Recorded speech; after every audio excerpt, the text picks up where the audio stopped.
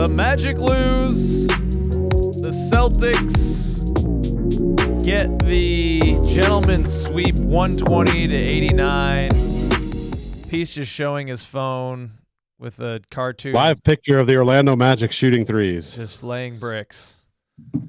Man, I'm honestly, this is a mercy kill for me right now, Peach. I'm so sick of watching this team struggle so much, and I'm really sick of this series. I haven't even been able to go on social media for the past 2 days because my feed has just been people bitching and moaning about physicality and dirty plays and foul and blah, blah, blah, blah, blah, blah, blah.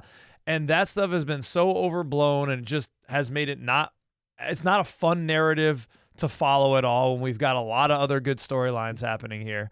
And I honestly don't think the fouling, if you want to call it hard fouling or playoff fouling, has really impacted the outcomes of the game until tonight. So Boston fans who were screaming it from the mountaintops about how, oh my God, fouls and it's so horrible. What about Paolo Banchero getting that fifth foul on? I couldn't believe that awful. It was still maintained as a defensive foul when the replay clearly shows Jaylen Brown stops and goes back with his shoulder into Paolo's chin as Paolo's hands are to his side, and somehow that is a foul, a defensive foul. I thought for sure when we saw the replay, I was like, oh, offensive, word, Paolo, nice. But instead, it's Paolo's fifth. Mosley takes him out. That's at 8-ish minutes, right, in the third, and then that's the game. And that's the game. And so I'm not going to bitch about the foul, whatever. I thought it was an offensive foul very clearly. But, Jamal Mosley, I guess that's what you got to do, because if Paolo gets a sixth, then that's it. But, hey, that was it anyways. So maybe just keep him the fuck in, coach. I don't know, because there's no one else that's going to score. And that was when the Celtics went on their hot run, extended the lead. They won that third quarter, some ridiculous margin, 36-13, and most of that was just Paolo sitting on the bench, and the game was over. And that was, if people want to bitch and moan about, well, this hasn't been great to watch because of all the fouling and blah, blah, blah, blah, blah. Well, how was that second half to watch? That wasn't even competitive basketball. I'm not even really counting it as basketball without our guy. There was no chance. When Paolo went out, I wrote down in my notes, okay, game over. Really bad call. Should have been an offensive foul. Game over. That was it. That was it. Yep. You just summarized the whole game as if you were doing rolling solo. I'm just glad the season's over at this point, because I couldn't stand watching that team even in the first half, and even it's not fun to watch. Guys are missing threes badly, by the way. And I know a miss is a miss, but shooters are close and stuff, and just throwing up air balls and just huge bricks. It's embarrassing. It's embarrassing to be able to just continue to sit out there and shoot threes. I hope this game showed all of you people who think J.I. ever had any value that he is now almost valueless for us, and that Wendell Carter isn't man enough to take over on the inside on a regular basis, and that we need three-point shooting. We need other players that can score. Fuck your defense. I'm sick of that. I love that they showed all three of those guys sitting in the stands, by the way, because I think all Magic fans were kind of a little pissed at that moment. We did not need to see their faces. It just made us more angry.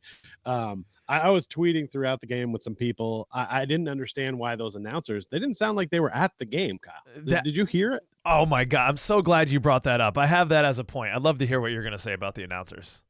It just didn't sound like they were at the game. I think it was Brendan Haywood, and I don't know who the other guy was. Yeah. And they didn't seem to know the teams or know anything about what's going on. And it's it's the playoffs. This is a potentially series clinching game. We can't get some guys that have watched these teams play this year? Bitse is in. Go.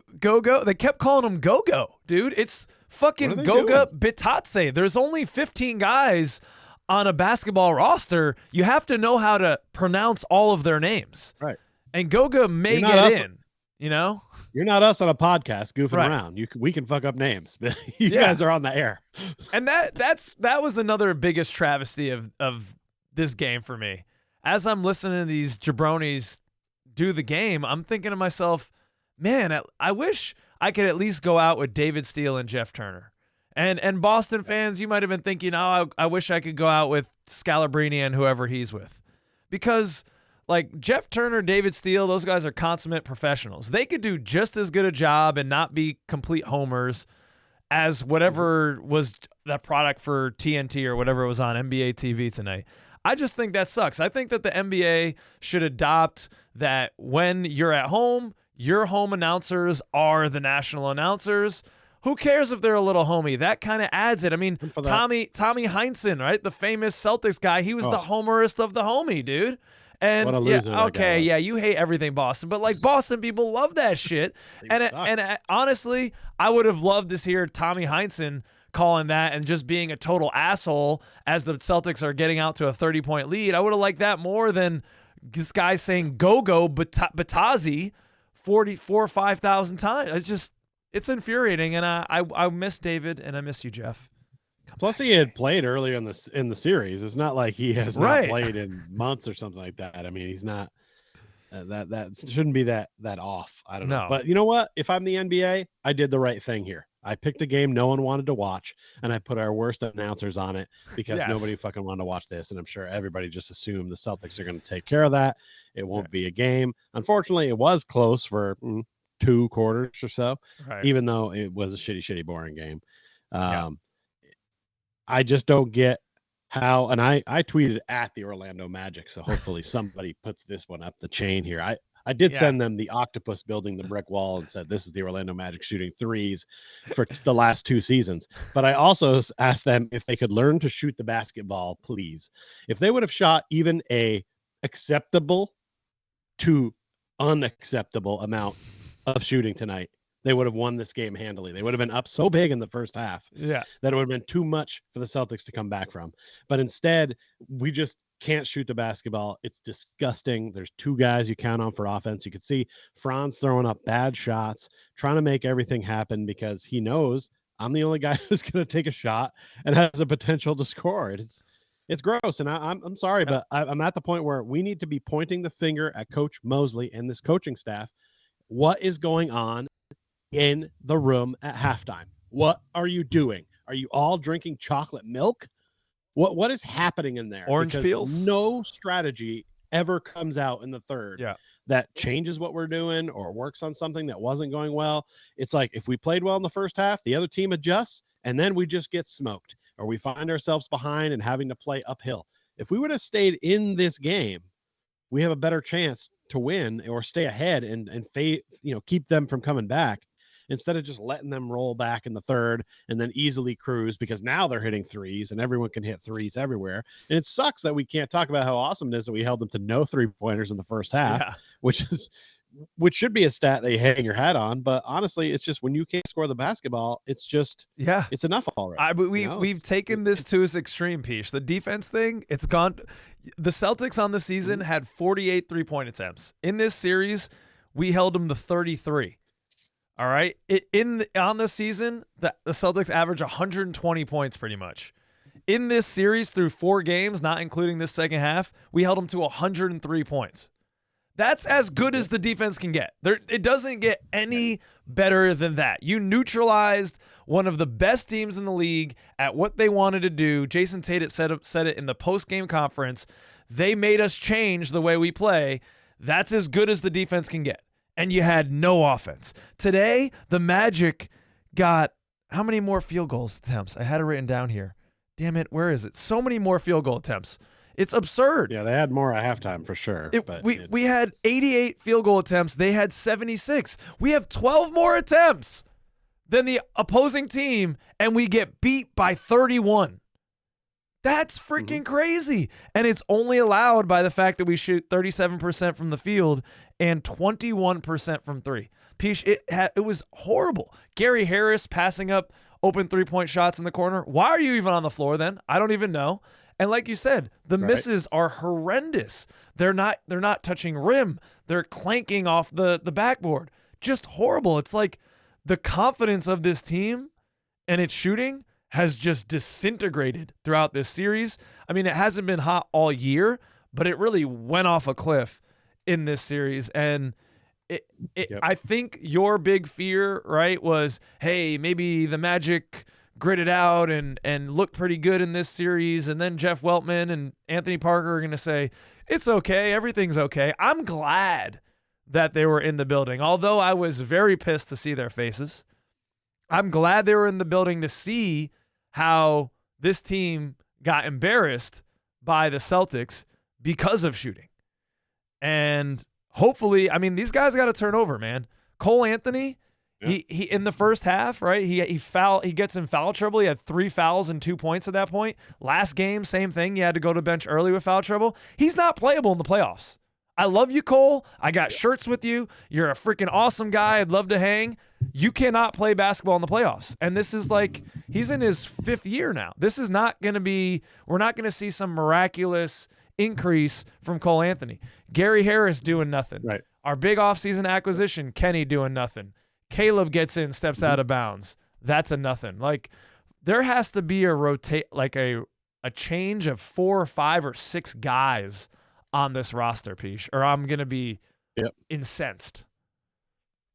Yeah, I agree. I mean, if you want to look into it a little deeper, I mean, let's talk about Tristan da Silva, who's showed me some decent things throughout the season. And we're basically saying that our first round pick, it wasn't even a guy that we trust in our rotation by the end of the season. So it's feeling like a miss. I mean, obviously he can still develop. He's a young player, but how does he not get in the mix there somewhere, right? Like, why is he not getting minutes that Gary Harris is getting? Yeah. I want to see a young guy with a lot to prove in there in these moments where, you know, I saw these guys play well in the middle of the season, right? Like against some good teams, like, you know, Trevelyan Queen had some flashes of brilliance. He can score the basketball. Like Jet Howard is supposed to be Mr. 3-point. We can't hit one on the broadside of a barn. How about letting him throw some up? Get Isaac fucking out of there. Like, I'm sick of watching this thing happen, and I don't think I've ever wanted my team's season to end more than I wanted this season to end tonight. And it's my birthday, and it's a shitty way for it to happen. But I got to tell you, it just is amazing to me that this is the way they built this. We saw this coming. You could have almost predicted this at the beginning of the season. Here we are. It just don't have enough, and they need to go get people. They need to we have to stand up as a Magic community. We have to demand better from this basketball team. We can't have guys on vibes. It can't be guys that we like because they're from the area or they are good for the community. Fuck all that. You need guys that can play basketball. You need some more guys that can score, because if you want Paulo to not jut out of here and you want Franz to stick around, then you need to put some people around him. We've seen this in the NBA. It's not a new theme. All right. Yeah. So get some guys around them that can score the basketball. Stop having guys like Corey Joseph in your starting lineup, and take fucking this thing seriously before you alienate the 2 dudes who are turning things around for us. Because right now, I'm sorry, this is looking a lot like those other teams that, like, okay, we make the playoffs with a 5 seed, with a 6 seed, with a 7 seed, but we're out in the first round and we don't really grow. We don't really change. We don't get any better. And I don't want that for the squad, man. I don't want that for the squad. I don't want it for me or our fans, because we're all sick of it. Look, we're mad at the brass right now, right? We're a little mad at Mosley. We're pointing around. We're asking fingers. That's what families do, right? We're all family here. We're court cousins. Sometimes families have a disagreement, but the point is that hopefully we will find a way through this and come out on the other side, because this was not a good season of Orlando Magic basketball, but it's over now. Yeah, dang. And I'm speaking of family, I'm bad family. I didn't even wish you a happy birthday yet today, Pish. I love you, Pish. Happy birthday, I just buddy. told you, we're good. Well, good. I mean, sometimes this is what happens. The freaking Magic put me in such a bad mood that I'm just like, fuck everything. I just want to go to sleep. Yep. I don't want to even think about anything. And it did put me in a foul mood. Happy birthday, man. This is not definitely the birthday gift that you wanted, but at least the season's over. How are the Dallas Stars doing and the Montreal Canadiens? Are they doing any better? Well, the Canadians are on the brink of losing. They're down 3-1 to the terrible Washington Capitals. What a terrible bunch of human beings on that team. And sound like Charles Barkley over there. Terrible. And the Stars are up 3-2, so they can close it out tomorrow night in Colorado. Okay. Thank God. Hopefully it doesn't go Game 7, because I'll be busy covering the U18 World Championships for hockey. If you're bored, if your team, you're waiting for the second round of the NBA playoffs, and you want to see me driving some Zamboni, the NHL Network and ESPN Plus is covering the U18 World Championships. Our playoffs actually start tomorrow with the quarterfinals, going all the way through Friday and Saturday. We have the semis and then the bronze and gold medal game. And your boy's driving Zamboni. I've driven all the games so far. So if you're interested in checking it out, the stars of tomorrow are playing today. I like how you said tomorrow with like a Canadian accent. Yeah, you've been hanging around with some tomorrow. You're getting Canadian now. You're hanging out with a lot of puckers, eh? The Canadians haven't come to our building yet. They're at the other building in Allen, but I'm getting ready for them. I'm excited for them to be in the building. I've met a lot of people from all over the world, places I've never been. A bunch of Latvians in the building today. I've never met any of them. The German guys have been fantastic. I'm not just saying that because of our love for the Wagners. Oh, yeah. Although one guy I've been talking to the most did not know about the Wagners, but I think I put them on his radar. Okay. I put a new we only Magic knew about fan. Dirk Nowitzki, but I wore my Franz shirt in one day, and I was like, "Hey, man, this is the guy. You got to get to know him." So we're expanding that base over to Germany. There he is. Yeah, I should have had that with me. They could have read it to me and let me know what it says.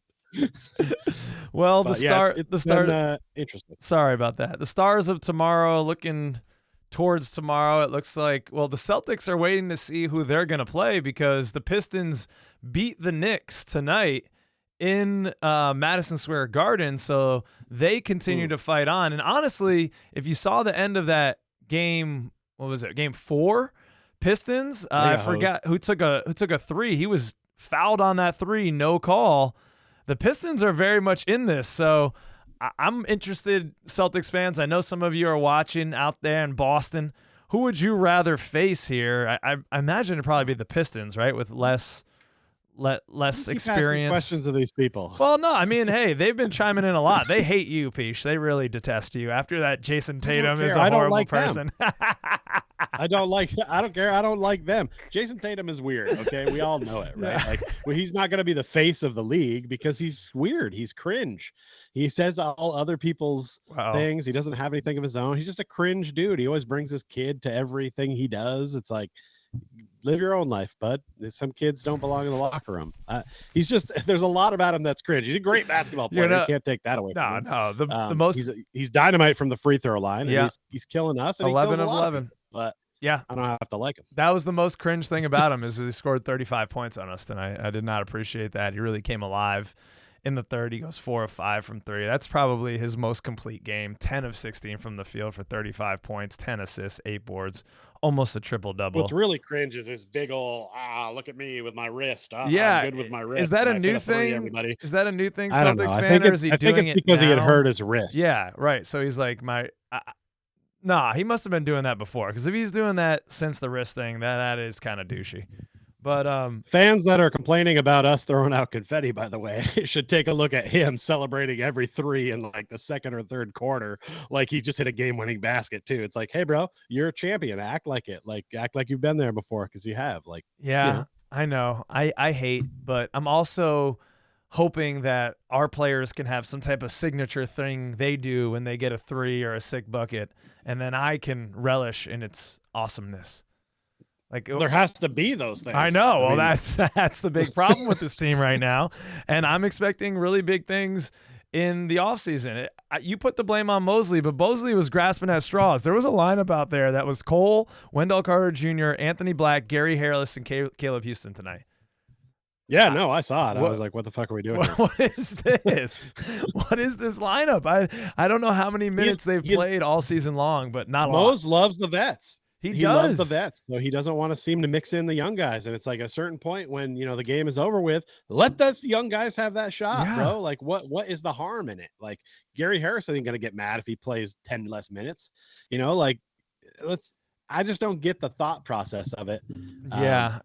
I mean, I guess the thought process is the veterans will know how to handle this high pressure moment better than the young guys. However, the veterans had plenty of time in these high pressure moments and were giving us donut.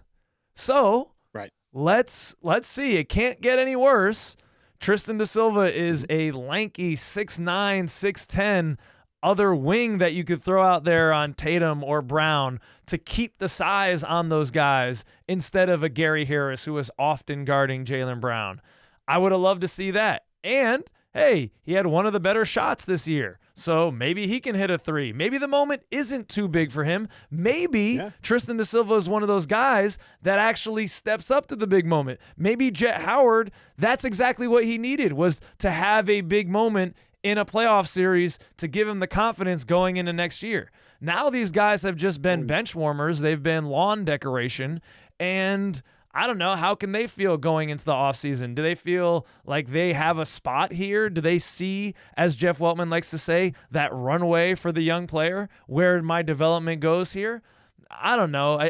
I think you can easily write it off as, hey, I'm young, I got to keep working. But like you said, what would have been the loss there? That I do put on Mosley. The rest of this shit I put at Weltman and Parker's feet. All right. Well, I still want to know, at some point, someone on the Orlando Magic coaching staff, their job is shooting coach. Fire that motherfucker immediately. Everybody else can come back. Let's work this thing out. But if you are the shooting coach of the Orlando Magic, you should leave the team willingly. And say you're sorry. Pack your things in a handkerchief, tie them at the end of a stick, and walk out of that Advent Health training center and just never look back, because you don't know anything about shooting if that's what you're putting on the court. And look, that I'm making a joke because we're trying to be entertaining, but I am very serious about that. Like, you cannot feel good about that. That is the opposite of what your job is. Yeah. And it's been like that for a while now. So it's not just a one game thing, because everybody has a bad game now and again.